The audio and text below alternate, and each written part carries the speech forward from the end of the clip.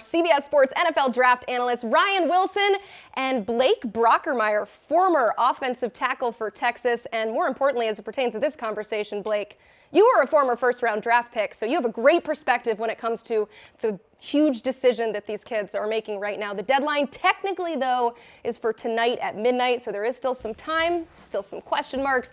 But let's talk first about the players who are returning to college football. You see a quick list here. These are players that you loved to watch play for the last few years in the game. But let's start with Blake Corum here. And Ryan, left me scratching my head a little bit because you talk about the running back position, put up over 1,400 yards, 18 touchdowns. Tread on the tires is a common phrase that gets thrown out when it comes to running backs. How surprising was Corum's declaration to stay in college football? Right. So Coach Carl talked about it, and you mentioned as well, Emily. The NIL money obviously has a lot to do with this. The injury that Blake Corum suffered late in the season against Illinois wasn't able to help down the stretch. You would imagine that also played a role. But the bigger issue is this. The running back class isn't necessarily that deep after you go Bijan Robinson and Jahmyr Gibbs. And then on day two, rounds 2 and 3, you would expect there would be a run on some of these running backs that we typically see going round 2 that are immediate contributors. So that's where you sort of slotted Blake Corum to go. So while if this had been prior to this year, prior to the NIL evolution, I would have been a little more surprised because, as you know, the tread on the tires is real for running backs in college, much more so than any other position because there's only so many miles on that odometer before it becomes what feels like a limit. But Blake Corum was so incredibly important to what this Michigan team did because they did so much of their damage on the ground that on one hand, I get the notion to go back to school with the NIL tie-ins, but you do wonder if there's going to be more money left on the table that he may have been able to get through that first rookie contract had he decided to come out this year. Well, I think Blake Corum also has a chance to be one of the Heisman contenders going into next season. He was putting up incredible numbers last year, has a lot of explosiveness. His knee injury is not a serious knee injury. It's a meniscus.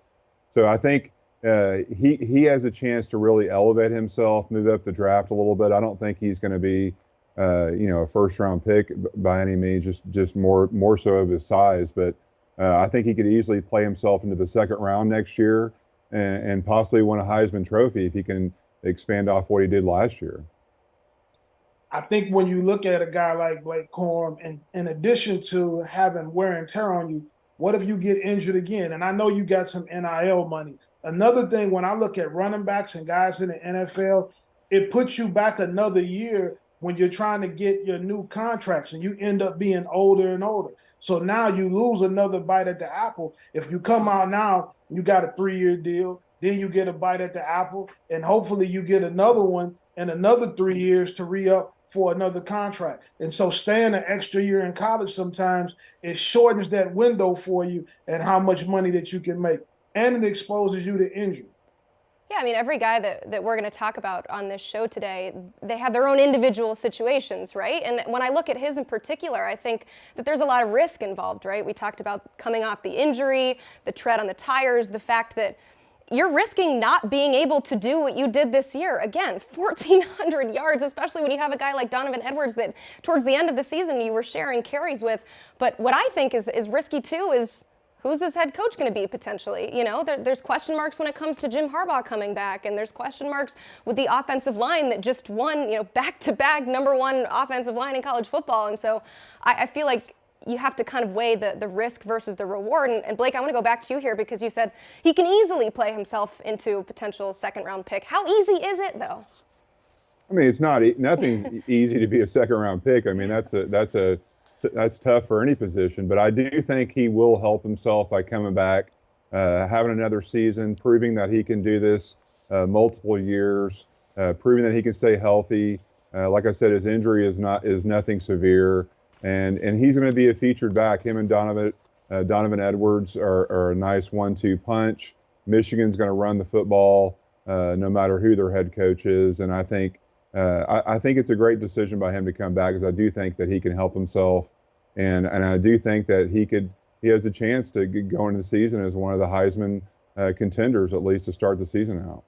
A lot of good running backs in college football this year, but I want to switch to the other side of the ball and Jared Verse, another guy that, maybe we thought could, declare for the NFL draft. Ryan, you actually had him as a top 10 pick in a mock draft. How surprising was this decision to stick around for another year at Florida State? No, Emily, this got my attention for sure. And if you saw transfer from Albany, you saw the beginning of the season against that LSU game where he was absolutely unblockable, play after play after play. And that's how he got on a lot of people's radar early who didn't know about him, and understandably so, unless you watched a lot of Albany football. He suffered a knee injury, came back from that, wasn't quite as explosive, but is one of those knee injuries where you're not concerned long term. And again, I don't know the behind the scenes. I haven't heard the details of why he decided to return to Florida State. Pretty sure NIL probably had something to do with it, especially if he had been in the top 20th conversation when it comes to the NFL draft. This edge rush class is good. It's not necessarily blow your hair back awesome after you get past the first few picks, which meant an opportunity for Jared Verse to hear his name called earlier than perhaps in other years. But again, he made the decision to come back. If this had been pre-NIL, it would have been a huge surprise. I was only mildly surprised, but I think it opens the door for other players, people like Nolan Smith, for example, who has declared out of Georgia, missed much of the season with a pec injury. He now has an opportunity to slip into the first round, perhaps the last 10 picks or so, whereas that could have been a spot Jared Verse ended up going. And again, and Coach Carl talked about this with Blake Corum, the injuries are the real concern here, because the knee injury perhaps set Verse back a little bit over the course of this season. He was explosive when he came back, not nearly as explosive as he was pre-knee injury. And again, he'll be fine at the end of the day. But it was a curious decision, and one that I was mildly surprised by. But again, I get why these young people sometimes decide to return to school in this NIL world we live in. Well, I can tell you guys what. I found Jared Verse last year in the transfer portal when we were going through guys and evaluating and putting our rankings together, coming out of the University of Albany, and he was a little-known guy. I think it's important for people to understand his mentality and the kind of family he comes from. Great family, great parents. And when he was at Albany, the only thing they were worried about is his education. So a year later, he gets to go to Florida State and blows up in the transfer portal, and now he's seen as a first-round draft pick. I'm not surprised by this move at all, because education is very important to his family. He's always been a high-level academic student, so they're going to feel like the money wasn't guaranteed anyway. He wasn't a top recruit, and his life has changed tremendously. I was a little surprised because all the blue chip agencies were coming after this guy. Everything pointed to him being in the first round, but he's grounded in a different way with the kind of family he has. So in the end, I wasn't surprised that this is the decision they made. He'll leave Florida State not only with a first round grade if he can continue to stay healthy, but he'll leave with his degree in hand. And I know that's important to his mom.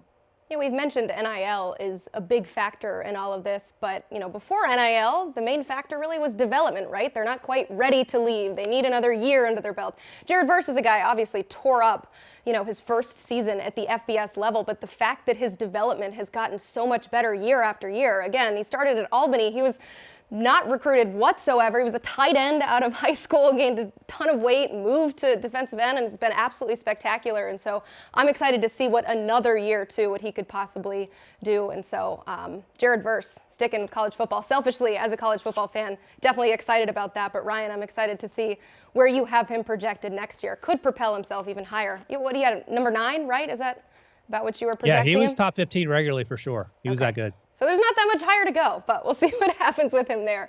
Now, Blake, your expertise is, of course, on the offensive line. So I got to ask about a guy that, again, these are all kind of, question marks as could they have gone? Could they have stayed? But Olu Fashanu at Penn State has decided to stick around and play another year of college football at least. And Carl, you mentioned the academic side of things. This is a factor when it comes to his decision-making in this. Blake, how surprising was this move to stick around in college football for Olu Fashanu? It's very surprising because he's projected to go 10 to 15 in the first round. He's a really young prospect. I think he's 19 years old. He's got a ton of room for development. He would be a huge get for any NFL team to kind of build around their offensive line. Very athletic player. The sky is the limit for him. And to be ranked that high and to possibly be the first or second offensive tackle picked in the draft, you almost never see guys come back to school when they're that high. So that's a big surprise for me. I think he's making a mistake by going back to school. He'll have insurance to cover him and all that kind of stuff. But you're really honestly not going to get picked much higher than he was projected to go right now. But he must love the college experience and the college life, and good for him. Peyton Manning did the same thing going back to Tennessee as last year, and some kids just love the experience and want to get their degree. But if that was me personally, I would have left for the draft and gone back to school later. Yeah, I'm with you, Blake. I would have been running to the draft, but that's probably because I'm not nearly as smart as Olu Fashanu is, and I think that's maybe one of the takeaways. And another thing, and Coach Carl talked about this, and I think this is important. I talked to David Ajabo last year at the Combine, and he came over from Nigeria, spent time in Scotland, interestingly enough, and he said, my parents don't even care about football. They sent me over to the United States to get an education. And I feel like that's sort of a recurring theme with some of these players who are incredibly smart, and we know that secondhand because we know them primarily as football players. But I'm with you. Like, Fashanu was a special player, only played for 1 year, didn't see the field a lot before this season, and he was, for the most part, absolutely dominant, which gets your attention, no doubt. And I think it's interesting because as we sit here right now, the Bears sort of fell their way into the number 1 overall pick with how Week 18 played out in the NFL regular season finale. And they're going to try to trade out of that pick. And they're going to be teams looking for quarterbacks. But part of me wonders if Olu Fashanu had stayed in the draft, had declared for the draft, if the Bears would give serious consideration to taking him there. Because the first thing they have to fix is protecting Justin Fields. And now they can trade down and get picks and do whatever they need to do. But there's not an offensive lineman, in my mind, who has as much upside, as much athleticism, and as much of a chance to be a blue chip left tackle that you can leave out there for 10 years as Olu Fashanu. So the good news is he's going back. And he'll be that same guy next year. Fingers crossed he stays healthy. But I was like you, Blake. I was surprised that he decided to return to school. I get all the academic stuff and loving college and all that stuff. But when you're talking about top 5 money, that's life-changing money for you, your kids, and their kids. And you can keep going down the line if he had decided to, in fact, come out. And fully guaranteed. So his entire contract would have been fully guaranteed. So it's a big risk on his part, but hopefully he'll stay healthy and he'll come back next year even a better player and be picked relatively the same age. Next year they've got a lot of good quarterbacks coming out, so as good a player as he is, he's probably going to fall more than he wants to, just because at the top of the draft there's going to be multiple quarterbacks getting picked off. It's hard to turn away from being the first offensive lineman taken in the draft and possibly the first player. I got a whole rule that says if I'm going in the first round, I'm leaving town. But if I'm going late, I'm going to go back to school with my homecoming date. I love that. That needs to be a t-shirt, Carl. So this is a guy that potentially number 1 overall pick. We've mentioned all the different factors that could have potentially contributed to that, but I want to go back on what Blake said, and Carl, get your opinion on this. How much these guys actually look at who else is entering the draft that year, not just from their position, but need when it comes to the quarterback position and how you figure out where you might factor in that first round talent. What are some things that go into these difficult decisions that these guys are having to make? Carl? I think that the first thing that a lot of them are going to look at is draft positioning. And then when you're going back to school, a lot of those guys are tired of going to class and tired of being students also. So I think that weighs into it, how well that they've done academically and where they're at, so to speak, in terms of class and how far they are away from their degree. In addition to that, what type of advisement they're getting. Who is their agent? Are they getting information from a reputable source? And like Blake mentioned earlier, an offensive lineman might be a high pick today, but next year you can be bombarded with quarterbacks in the draft, and that makes you slip even though your game didn't slip. So you have to think all of those things through, and I think all of those factors are important in the decision.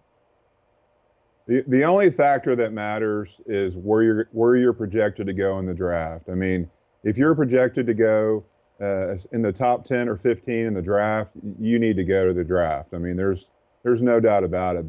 The education can always come back and get your degree. You see it time and time again in all the sports where guys come back, even decades later, come back and get a degree. So the time is now. He's a young player. He's 19 years old. He can make a fortune in the NFL if he stays healthy and play for a long time.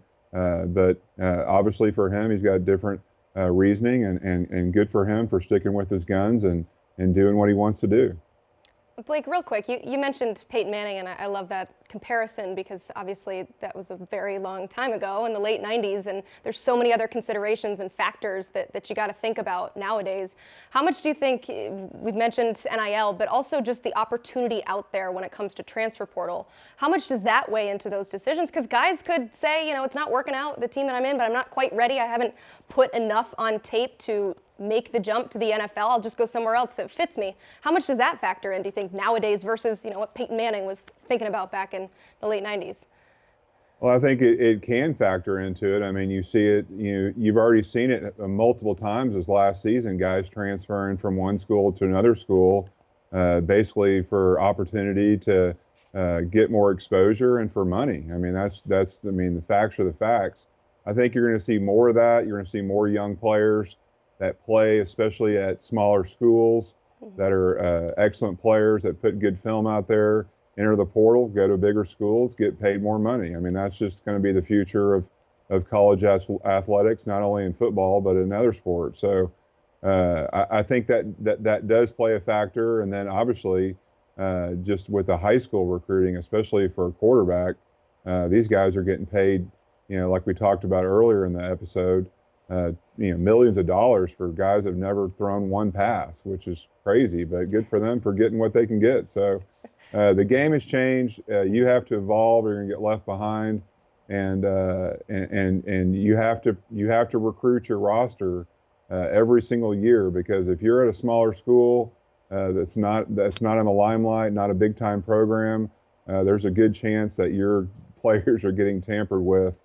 a lot more than you maybe think that they are.